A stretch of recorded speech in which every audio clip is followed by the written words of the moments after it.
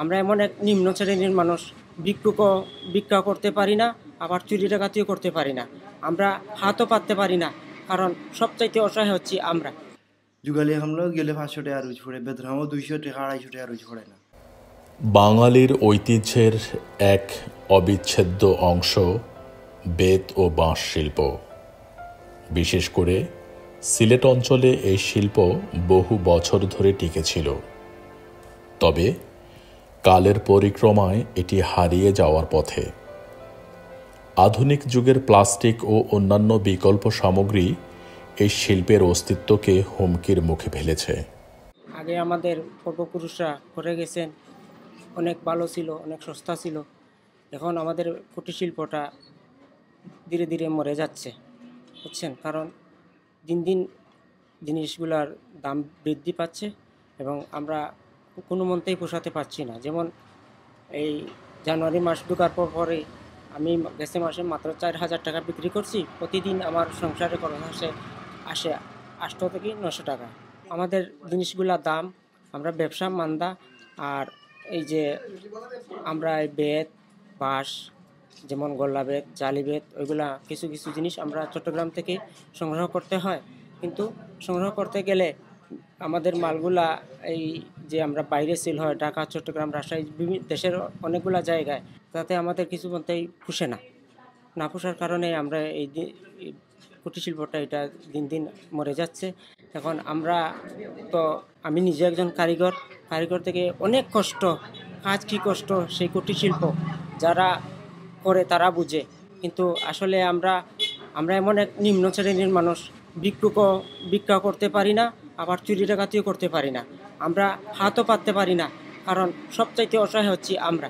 কারণ আমরা না খাইলেও কাউকে বলতে পারি না, খাইলেও তো ঠিকই আল্লাহর রহমতে খাই। কিন্তু আল্লাহ তো আমাদেরকে খাবাইয়ে রাখছে, ঠিক আছে, আল্লাহ তো না খাবাইয়ে রাখে না, কিন্তু কষ্টটা বোঝাতে পারছি না।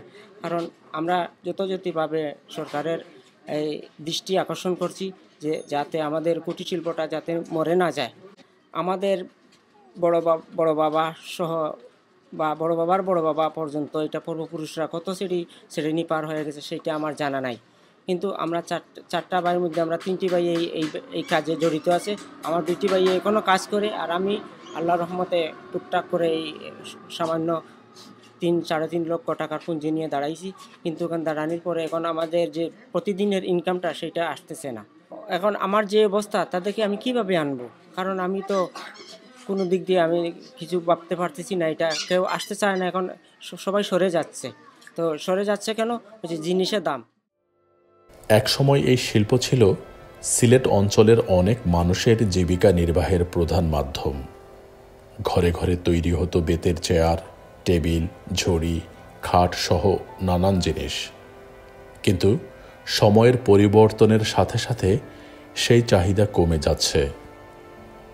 প্লাস্টিক ও আধুনিক আসবাবের সহজলভ্যতার কারণে বেত ও বাঁশের তৈরি পণ্যের বাজার সংকুচিত হয়ে আসছে। ফলে নতুন প্রজন্ম আর এই পেশায় আসতে আগ্রহী নয়। আমাদের এই কুটির শিল্প এলাকা আমরা পূর্বপুরুষ থেকে আমরা এটা ধৈর্য ধরিয়া নিয়ে আসি। এখন মাঝখানে এই ব্যবসাটা ডাউন হয়ে গেছিল, কোনো ব্যবসা বাণিজ্য আসছিল না। যাক, ব্যবসাটা এখন মোটামুটি একটু হয়েছে, ডেভেলপ হয়েছে। তো বেতগুলা মিলে আমাদের ওগুলোও একটু সংকট হয়ে যায়। যেমন সিজন মতো সময় মতো বেতগুলো আমরা পাই না, এতে কি আমাদের অবস্থান সব বেকারত্ব হয়ে যায়। এখন আমরা তো ক্যাপিটাল নাই, যে আমরা পুঁজিটা বড় না, ছোটো পুঁজিটা, এই পুঁজি দিয়ে আমরা কাবার দিতাম পারতেছি। যেমন অর্ডারটা বেশি থাকলে আমরা অর্ডারটা বেশি পাইলাম, কারিগর খাটাইলাম, অ্যাডভান্স দিলাম, পয়সাটাও বেনিফিট হইল, তাইও হইল, আমিও হইলাম। এটা তো ওরা যদি আমরা এই উৎসাহ বেশি দেয়, ব্যবসার ইয়েটা দেয়, তা আমরাও একটা লাগে আর কি।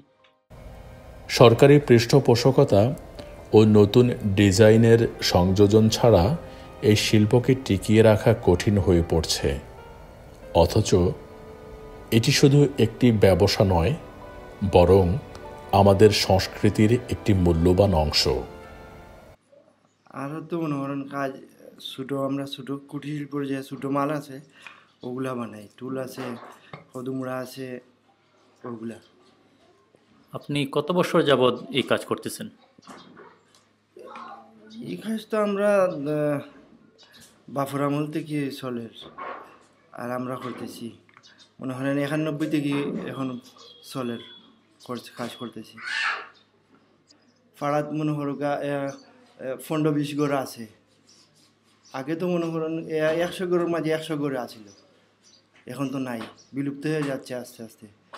মাল দাম দিয়ে কিনতে হওয়ার আগে তো মনে করেন আজিরা পড়ে না, 500 টাকায় তো মাটির খামলেও গেলে 500 টাকা রোজ পড়ে, যুগালি খামলেও গেলে 500 টাকা রোজ পড়ে, বেতনামও 200 টাকা 250 টাকা রোজ পড়ে না। সরকার কি দেবে আমাদের? সরকার তো কিছুই দেবে না, মুখ ফিরিয়ে রাখছে সরকার। আমাদের কি সাহায্য করবে? কুটির শিল্পের কোনো দাম আসেনি। আমরা সরকারিভাবে আমরা তো কোনো ধরনের সাহায্য সুযোগ আমরা পাইতেছি না। যেভাবে যদি সরকারি কোনো ধরনের আমাদেরকে উন্নয়নমূলক যদি কোনো ধরনের সাহায্য করতেন, যেমন ধরো আমাদের কোনো একটা দোকান নাই। হ্যাঁ, বেশ শিল্প তো অবশ্যই একদম হুমকির মুখে, যেই রকমের আমাদের করার কথা আছে এই ধরনের আমরা তো একদম অসহায়ের মধ্যে আছি, কোনো ধরনের সাহায্য সুবিধা নাই, আমাদের ফাউন্ডও নাই। তো কিছু ফাউন্ড করতে হইলে জায়গা জমিন বিক্রি করিয়া করতে হয়, আমাদের তো তেমন একটা জায়গা জমিনও নাই। আর যারা বেশ শিল্প আছে একদম বলবো কি একটা রিক্সা আলা থেকে আর বাদ, কারণ একটা রিক্সা এলাও দেখছি বর্তমানে এই যে অটো রিক্সা আছে প্রত্যেক দিন 1000-1200 টাকা রুজি করতে পারে তারা, কিন্তু আমরা বেশ শিল্প 200 থেকে 250 টাকা রোজ ফেলায়। ওরা কীভাবে সংসার চলবে? 3-4 জন সদস্য, ওরা গণমাঝে 5-7 জন, খুব একটু কষ্টের মধ্যে আগে ওরা করে। যদি আমাদের সরকার মহোদয় যদি কোনো ধরনের আমাদের সাহায্য সহযোগিতার হাত বাড়াইতেন আমাদের, তৈলে আমাদের বেশ ভালো হইতো, উন্নয়ন হইতো আমাদের। বেত ও বাঁশ শিল্প রক্ষায় প্রয়োজন আধুনিক প্রযুক্তির সংযোজন, সরকারি সহায়তা এবং মানুষের সচেতনতা। এই ঐতিহ্য সংরক্ষণ করা শুধু আমাদের দায়িত্ব নয়, বরং ভবিষ্যৎ প্রজন্মের জন্য এক মূল্যবান উপহারও বটে। ব্যবসা বাণিজ্যের কথা যদি বলি, ব্যবসা নাই বললেই চলে, মানে কোনো রকমে আছে কি ঠিকই আছে। আমরা এটা আমাদের পুরানো ঐতিহ্য। আমার বাবা ব্যবসা করছিলেন পাকিস্তানি আমলে, এর আগে ঢাকা ব্যবসা করছিলেন, সেই হিসাবে আমরা ব্যবসায় আছি, কিন্তু আগের মতো ব্যবসা নেই এখন।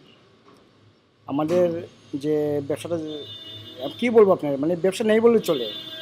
আগে চাহিদা ছিল অনেক বেশি, বেতের চাহিদা অনেক, ডিমান্ডটা অনেক বেশি ছিল। বর্তমানে এমন একটা অবস্থা যে বিভিন্ন ধরনের ফার্নিচার বের হওয়ার পরে বেতের ফার্নিচারের ডিমান্ড একটু কমে গেছে।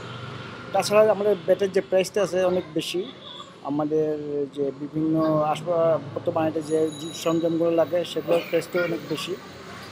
তো সেক্ষেত্রে মানে আমাদের যে বেতের কোয়ালিটিটা ভালো আছে, কিন্তু বেতের দাম অনুযায়ী আমরা কোয়ালিটি টিকে রাখতে পারতেছি না। কোয়ালিটি ভালো রাখতে গেলে আপনার দামটা একটু, মানে কি বলবো আপনাদের, যে দামটা সেভাবে তুলনামূলক দাম পাচ্ছি না আমরা। অনেক কারিগর আছে যারা বেতের কাজগুলো করে, আগে ছিল এখন নেই, বর্তমানে খুবই কম, কারণ বেতের ডিমান্ড কমায়, বেতের চাহিদা কমায়, বেতের ফার্নিচার চলতেছে না। তাছাড়া আপনার যে কারিগররা আছে এরা তো আপনার দিনমজুরেরা কাজ করে খায়,